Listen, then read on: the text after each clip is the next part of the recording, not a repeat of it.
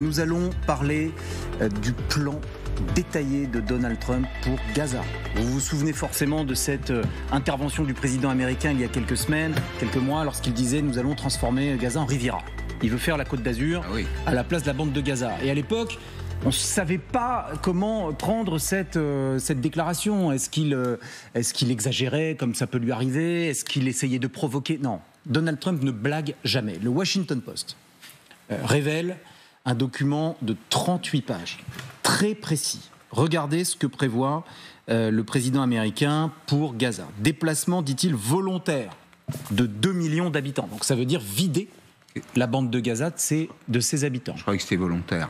Oui, mais alors attendez, vous allez comprendre pourquoi, Pascal. Pour être volontaire, il faut sortir tout seul. Alors regardez, il prévoit pour chaque départ, 5 000 $ de prime pour pousser les gens à partir. Je fais les guillemets avec mes mains. C'est peut-être pas le plus élégant, mais pour que vous ayez bien compris que nous n'achetions pas pour argent comptant ce plan. Il propose 5 000 $ de prime pour chaque personne qui accepterait volontairement de quitter la bande de Gaza. Il propose en plus 4 ans de loyer. Et 1 an de nourriture. Pourquoi 4 ans de loyer et 1 an de nourriture? Parce qu'il veut construire dans Gaza-sur-Mer, comme il pourrait l'appeler, des zones d'habitation, il dit sécurisées. Il veut offrir des jetons numériques. Ça, c'est pour exproprier les gens. Il n'y a pas d'autre terme. C'est ça le vrai terme.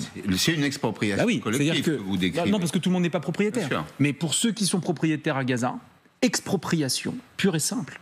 Et en échange, il appelle ça un jeton numérique qui devrait, selon le plan de Trump, les autoriser à obtenir un appartement dans les zones sécurisées que les Américains pourraient construire. Et pourquoi est-ce que je dis les Américains pourraient construire? Parce que dans ce plan détaillé que révèle le Washington Post, 38 pages, je le rappelle, eh bien, on apprend que Donald Trump veut mettre la bande de Gaza sous administration américaine pendant 10 ans. 10 ans pendant lesquels on imagine des entreprises de bâtiments américaines à l'œuvre et qui, au passage, pourraient s'enrichir, bien évidemment. 10 ans sous administration américaine.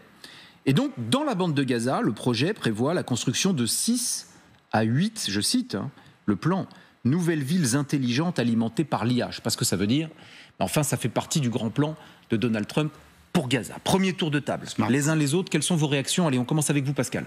Ça s'appelle la Smart City, là, ce que vous évoquez, puis un petit mot d'explication technique, effectivement. D'abord, on est dans une région où on pourrait se passer de pétrole, très paradoxalement. La ville intelligente, c'est une ville propre. C'est une ville qui fonctionne, dont les services publics fonctionnent notamment avec l'intelligence artificielle. J'hésite beaucoup parce que la situation actuelle ne peut pas durer à l'évidence. Et je ne vois pas de solution, je ne pense pas que celle-ci en soit une. Pourquoi? Parce qu'on peut pas sortir 2,5 millions de personnes. C'est pas possible. Vous les mettez où? Au passage, c'est interdit, complètement interdit par le droit international. D'abord, c'est contraire au droit international. C'est un crime de guerre, en réalité. C'est l'évidence que vous dites, et vous avez raison. Voilà, non, mais je le rappelle. Non, mais vous avez au passage. Mais c'est techniquement et pratiquement absolument impossible. Les derniers grands mouvements de population dans le monde étaient précisément des mouvements volontaires. C'est par exemple en 1947, quand l'Angleterre se retire de l'Inde et du Pakistan, avec la création du Pakistan. C'est la traversée de la frontière dans un sens pour 4 millions de musulmans qui quittent l'Inde pour aller au Pakistan et 3, 4 ou 5, peu importe, quelques millions d'hindous qui remontent vers l'Inde, qui quittent le Pakistan. Oui, mais là, c'est un mouvement volontaire. Ouais. Là, il n'y a pas de volonté. Mais le raisonnement de Donald Trump, parce qu'il faut l'étudier. Il faut qu'on se pose les questions. C'est pas parce que ça vient de Trump qu'il faut forcément le mettre à la poubelle. Mais peut-être faut-il quand même le mettre à la poubelle. On va regarder. Mais le raisonnement, Claire, et ensuite Guillaume, le raisonnement de Trump, c'est de se dire, ces gens partiront volontairement. Tant la vie est devenue totalement impossible dans la ruine, au fond, qu'est devenue Gaza. Oui, mais c'est vraiment méconnaître finalement les Palestiniens et leur volonté de garder leur territoire. S'il y a un conflit israélo-palestinien depuis tant d'années, c'est qu'il y a aussi cet attachement à la terre. Donc c'est assez fou de penser que 2 millions de personnes partiraient volontairement comme ils le souhaitent. Ensuite, je rejoins Pascal, vers où vont-ils aller? Il y a déjà l'Égypte et la Jordanie qui ont indiqué à plusieurs reprises qu'ils ne souhaitaient pas Israël, seraient en discussion avec quel pays? Avec la Libye, avec le Soudan du Sud, avec l'Éthiopie. Ce sont quand même des pays où, on le sait, il n'y a pas une grande stabilité en interne, et donc du coup, ça ne serait évidemment pas une solution. Et puis, on le sait, dans tous les cas, hein, les Palestiniens ne souhaiteraient pas le faire. Ce qui est compliqué, c'est que ce n'est pas le seul projet assez fou. On sait que Israël est aujourd'hui en train d'étudier également une annexion possible de la Cisjordanie, c'est-à-dire donc finalement prendre tous les territoires qui sont aujourd'hui aux mains d'autorités palestiniennes. Et puis Mais Claire, pardon, le plan d'annexion de Netanyahou et de son ministre de la Défense, c'est Israël Katz, le ministre de la Défense, et Israël Katz va de pair avec l'idée d'un départ des Palestiniens, hein, à ma connaissance.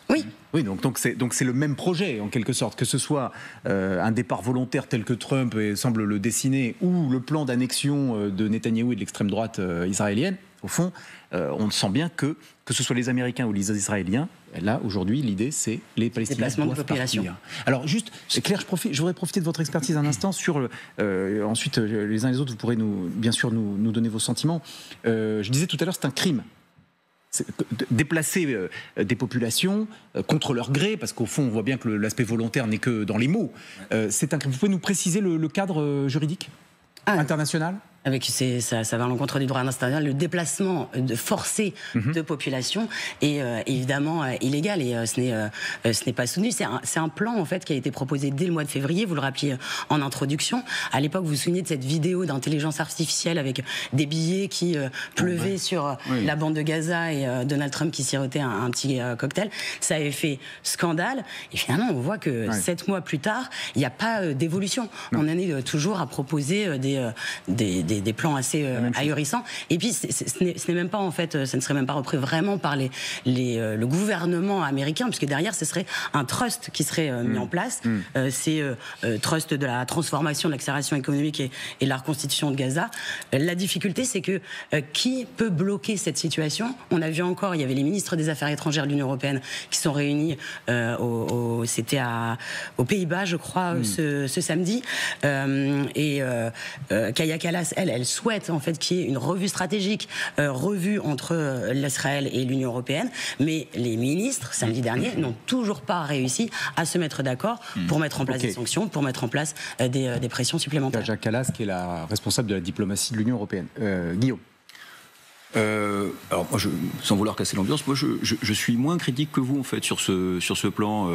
Ce plan, il a été élaboré par un certain nombre de personnes, parmi lesquelles il y a Tony Blair, il y a Jared Kushner, qui est, vous rappelez, le gendre de Monsieur Trump, qui avait été à l'origine des accords d'Abraham, qui sont objectivement plutôt quelque chose de positif au Moyen-Orient. Hein. C'est la paix entre plusieurs États arabes et Israël qui a été obtenue en 2020. Alors ce plan, évidemment, il a un côté, on se rappelle du petit clip qu'avait voilà, on le voit d'ailleurs à l'écran, que M. Trump nous avait montré, il a un côté complètement décalé par rapport à ce qu'on voit aujourd'hui de la réalité de Gaza, c'est-à-dire les souffrances des Palestiniens, civils, etc. Mais en même temps, je trouve qu'il a quand même quelque chose de positif, c'est qu'il esquisse un avenir à ce territoire, parce que, objectivement, qu'est-ce qu'on propose, nous ? Qu'est-ce qu'on propose exactement pour régler le problème israélo-palestinien et pour régler le problème de Gaza ? En réalité, il n'a pas tort de dire que Gaza, dans des conditions socio-économiques favorables, ça pourrait être une riviera, ça pourrait être un endroit extrêmement agréable. Et donc, évidemment, ça peut paraître décalé, mais en même temps, moi, je ne le trouve pas si hors sol que ça. Par exemple, si je reviens sur ce que vous avez dit, le départ volontaire de 2 millions d'habitants. En fait, quand on regarde le plan, enfin, en tout cas, ce qui a été dit par le Washington Post, c'est plus compliqué que ça. Ils nous disent, certains peuvent partir, certains peuvent rester à Gaza, mais dans des zones qui seraient sécurisées. Donc, il n'y a pas vraiment un exil complet des 2 millions. D'autre part, le départ volontaire, c'est un départ volontaire, ça existe. Enfin, je veux dire, vous citiez tout à l'heure des déplacements de population. La majorité des déplacements de population, il y en a eu en 1945. D'ailleurs, je vous rappelle, vous savez, en Europe, on a fait ça manu militari, il n'y a pas eu d'indemnisation et ça a réglé un certain nombre de problèmes. Vous avez quand même 8 millions d'Allemands qui ont quitté la Pologne après la guerre. Depuis, il n'y a plus de problème entre la Pologne et l'Allemagne. Vous avez eu des échanges entre les Grecs et les Turcs. Donc ça existe. Mais je ne pense pas que ça soit ça qu'ils ont en tête. Ce qu'ils ont en tête, c'est vraiment plutôt... Et ça, ils le font, et je ne vais pas parler trop longtemps, mais ils le font, je pense, en lien avec les grandes puissances régionales que sont l'Arabie Saoudite, que sont les Émirats Arabes Unis. Encore une fois, dans ce qu'on sait du plan, ils proposent par exemple la construction d'une autoroute qui s'appellera l'autoroute MBS, c'est-à-dire Mohamed Ben Salman, c'est-à-dire l'Arabie Saoudite. Donc l'idée, c'est quand même de faire... Entre où et où ? Écoutez, vous savez, je vois ce que vous dites dans votre question, mais encore une fois, Gaza, jusqu'à ce que ça soit évacué par Israël en 2005, c'était un territoire un peu comme les territoires palestiniens aujourd'hui, où il y avait des zones prospères, il y avait de l'agriculture, il y avait.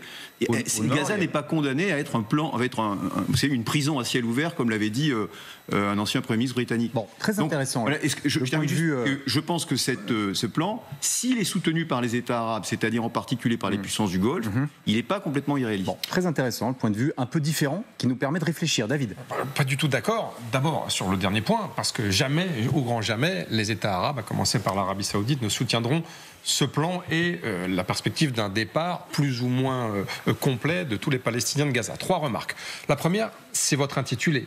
Donald Trump, ça montre que Donald Trump, avec tout ce qui peut être totalement fou, totalement délirant, en réalité, c'est du sérieux. Et ça doit nous donner une leçon pour l'avenir, c'est-à-dire que tout ce qu'il préconise pour le reste, le Panama, le Groenland, éventuellement le Canada, il faut le prendre au sérieux. Bien sûr. Petite leçon. Deuxième remarque. Ça témoigne. Il y en a combien en tout, des remarques? 3, mais rapide. Vous êtes sûr? On s'arrête à 3. Hein. Deuxième remarque. Ça témoigne de la vision qui est purement économique de Donald Trump. On a vu ce petit clip là où on voit Elon Musk qui déguste une pita avec du houmous, on voit Netanyahou et Trump qui dégustent un cocktail. Cette vision est totalement business. C'est l'ADN de Trump, mais on oublie quand même une question fondamentale, c'est-à-dire que, et vous le rappeliez, qu'il y a 2 millions de Palestiniens qui vivent sur cette terre. Et d'ailleurs, les dirigeants israéliens, et notamment l'extrême droite israélienne, ne veut pas de ce projet. C'est pas son projet, l'extrême droite israélienne. Vous citiez 2005 et le fait que les Israéliens se soient retirés. L'extrême droite israélienne veut reconquérir Gaza et recoloniser Gaza. Enfin, 3e point très rapide. Je rappelle quand même que c'est cette déclaration de Donald Trump il y a quelques mois, qui voulait faire de Gaza la nouvelle Riviera, a totalement décomplexé le gouvernement israélien, puisque même Benjamin Netanyahou ne voulait pas y croire, et que depuis cette date, les volontés annexionnistes sur Gaza et les volontés expansionnistes se sont réveillées encore plus fortes, encore plus intenses, encore plus radicales.